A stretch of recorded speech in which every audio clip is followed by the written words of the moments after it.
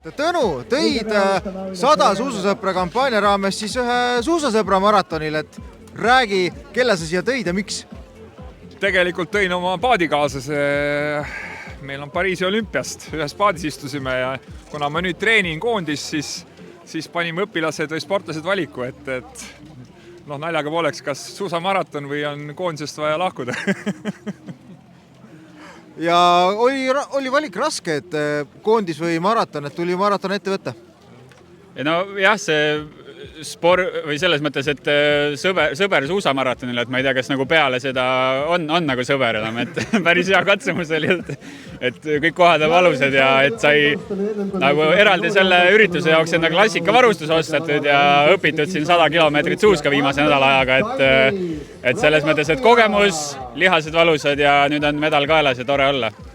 Aga treenerina, et kuidas siuke 63 kilomeetrit maratoni läbida on, et mahub see treeningplaani, on see ideaalne ettevalmistus, kuidas üldse sobib tippsportlasele niimoodi?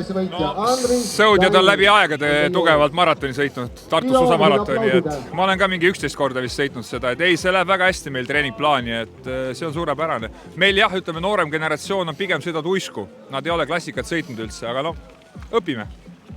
Ja nüüd pisik üles, järgmine aasta jälle?